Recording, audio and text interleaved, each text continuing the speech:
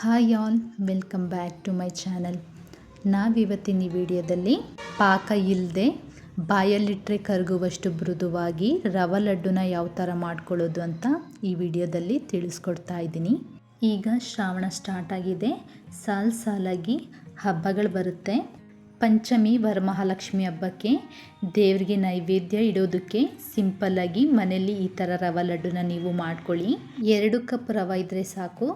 20ರಿಂದ 25 ರವೆ ಲಡ್ಡು ನಾವು ಈಸಿಯಾಗಿ ಮಾಡ್ಕೋಬೋದು. ಕ್ವಿಕ್ ಆ್ಯಂಡ್ ಈಸಿಯಾಗಿ ಪಾಕ ಇಲ್ಲದೆ ಮೃದುವಾಗಿ ರವೆ ಲಡ್ಡುನ ಹೇಗೆ ಮಾಡ್ಕೊಳ್ಳೋದು ಅಂತ ನೋಡೋಣ ಬನ್ನಿ. ಲಡ್ಡುನ ಮಾಡ್ಕೊಳ್ಳೋದಕ್ಕೆ ನಾನಿಲ್ಲಿ ಸ್ಟವ್ ಆನ್ ಮಾಡಿಕೊಂಡು ಒಂದು ಕಡಾಯಿನ ಇಟ್ಕೊಂಡಿದ್ದೀನಿ. ಈ ಕಡಾಯಿ ಒಳಗಡೆ 1.5 ಟೇಬಲ್ ಸ್ಪೂನ್ ತುಪ್ಪನ ಹಾಕ್ಕೊಂಡು ತುಪ್ಪ ಮೆಲ್ಟಾಗಿ ಸ್ವಲ್ಪ ಬಿಸಿಯಾದ ನಂತರ ಇದಕ್ಕೆ ಚಿಕ್ಕದಾಗಿ ಕಟ್ ಮಾಡಿಟ್ಕೊಂಡಿರುವಂತಹ ಗೋಡಂಬಿನ ಸೇರಿಸ್ಕೊಂಡು ತುಪ್ಪದಲ್ಲಿ ಚೆನ್ನಾಗಿ ಫ್ರೈ ಮಾಡ್ಕೊಳ್ತಾ ಇದ್ದೀನಿ. ಲಡ್ಡುಗೋಸ್ಕರ ನಾನಿಲ್ಲಿ ಗೋಡಂಬಿ ಮತ್ತು ದ್ರಾಕ್ಷಿನ ಯೂಸ್ ಮಾಡ್ಕೊಂಡಿದ್ದೀನಿ. ನಿಮಗೆ ಬೇಕು ಅಂದರೆ ಬಾದಾಮಿನ ಮತ್ತು ಪಿಸ್ತಾನು ಯೂಸ್ ಮಾಡ್ಕೋಬೋದು.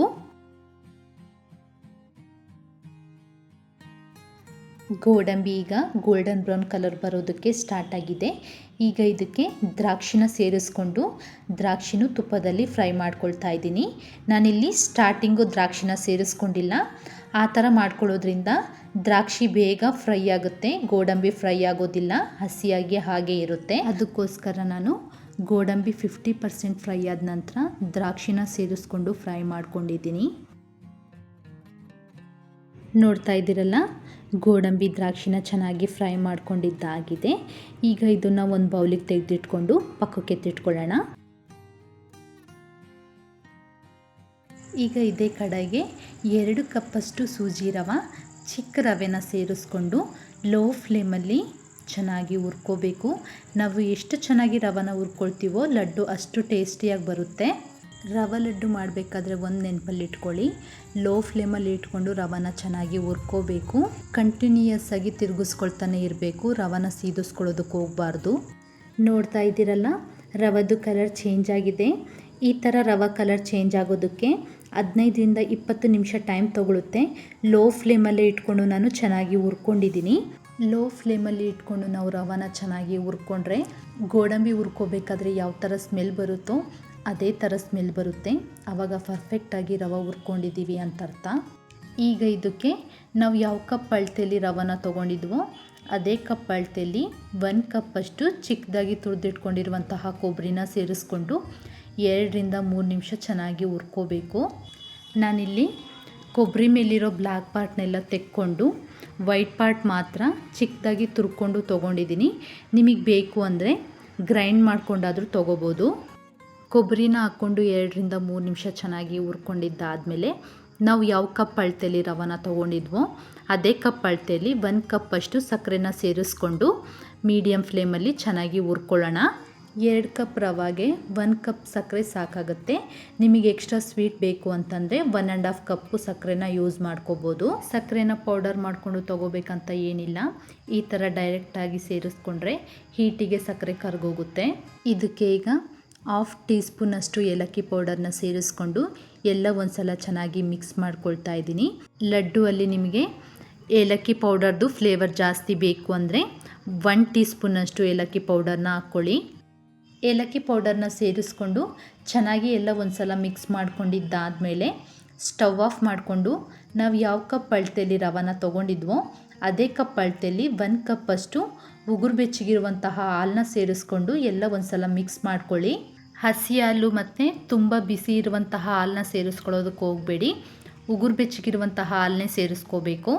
2 ಕಪ್ ರವೆಗೆ 1 ಕಪ್ಪಷ್ಟು ಹಾಲು ಸಾಕಾಗುತ್ತೆ. ಹಾಲನ್ನ ಸೇರಿಸ್ಕೋಬೇಕಾದ್ರೂ ಅಷ್ಟೇ ಸ್ಟವ್ ಆಫ್ ಮಾಡಿಕೊಂಡು ಹಾಲನ್ನ ಸೇರಿಸ್ಕೋಬೇಕು. ನಾವು ಸ್ಟವ್ ಆನಲ್ಲೇ ಇಟ್ಕೊಂಡು ಹಾಲನ್ನ ಸೇರಿಸ್ಕೊಳ್ಳೋಕೆ ಹೋದರೆ ರವೆ ಎಲ್ಲ ಹರಡ್ಕೊಳ್ಳುತ್ತೆ. ರವೆ ಎಲ್ಲ ಹರಡ್ಕೊಂಡು ಉಪ್ಪಿಟ್ಟು ಥರ ಆಗೋಗುತ್ತೆ. ಹಾಲನ್ನ ಹಾಕ್ಕೊಂಡು ಎಲ್ಲ ಚೆನ್ನಾಗಿ ಮಿಕ್ಸ್ ಮಾಡ್ಕೊಂಡಿದ್ದಾಗಿದೆ. ಇದನ್ನು ಈಗ ಒಂದು ಪ್ಲೇಟಲ್ಲಿ ಹಾಕ್ಕೊಳ್ಳೋಣ. ಲಡ್ಡುನ ಕಟ್ಕೊಳ್ಳೋದಕ್ಕೆ ಈ ಕನ್ಸಿಸ್ಟೆನ್ಸಿಯಲ್ಲಿದ್ದರೆ ಸಾಕು. ನಿಮಗೆ ಗೊತ್ತಾಗಲಿಲ್ಲ ಅಂದರೆ ಟೆಸ್ಟ್ ಮಾಡ್ಕೋಬೋದು. ಸ್ಟವ್ ಮೇಲೆ ಇದ್ದಾಗಲೇ ಸ್ವಲ್ಪ ರವೆನ ತೊಗೊಂಡು ಉಂಡೆ ಕಟ್ಟಿ ನೋಡಿ, ಬರಲಿಲ್ಲ ಅಂದರೆ ಇನ್ನೂ ಒಂದು ಸ್ವಲ್ಪ ಹಾಲನ್ನ ಸೇರಿಸ್ಕೊಂಡು ಮಿಕ್ಸ್ ಮಾಡ್ಕೊಳ್ಳಿ. ಸ್ವಲ್ಪ ತುಪ್ಪನ ತಗೊಂಡು ಕೈಗೆ ಸವರ್ಕೊಬಿಟ್ಟು ಲಡ್ಡುನ ಕಟ್ಕೋಬೇಕು. ಲಡ್ಡುನ ಕಟ್ಕೋಬೇಕಾದ್ರೆ ಸ್ವಲ್ಪ ಕೈಯಲ್ಲೇ ಪ್ರೆಸ್ ಮಾಡ್ಕೊಳ್ತಾ ಲಡ್ಡುನ ಕಟ್ಕೋಬೇಕು. ನಿಮಗೆ ಯಾವ ಸೈಜ್ ಬೇಕೋ ಆ ಸೈಜಲ್ಲಿ ಲಡ್ಡುನ ಕಟ್ಕೋಬೋದು. ನಾನಿಲ್ಲಿ ಮೀಡಿಯಮ್ ಸೈಜಲ್ಲಿ ಲಡ್ಡುನ ಕಟ್ಕೊಳ್ತಾ ಇದ್ದೀನಿ.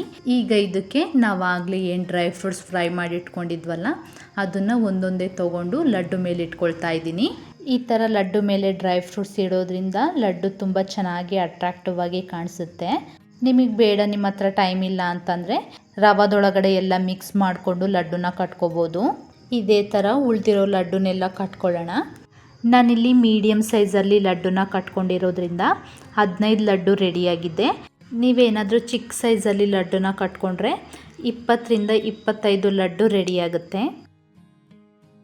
ನೀವು ಜಾಸ್ತಿ ಕ್ವಾಂಟಿಟಿಯಲ್ಲಿ ಲಡ್ಡುನ ಮಾಡ್ಕೋಬೇಕಾದ್ರೆ ಈ ಥರ 2 ಕೈನಲ್ಲಿ ಲಡ್ಡುನ ಮಾಡಿಕೊಂಡ್ರೆ ಬೇಗ ಮಾಡ್ಕೋಬೋದು.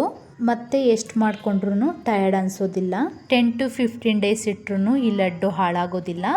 ಅಷ್ಟೇ ಸಾಫ್ಟಾಗಿ ತುಂಬ ಚೆನ್ನಾಗಿರುತ್ತೆ.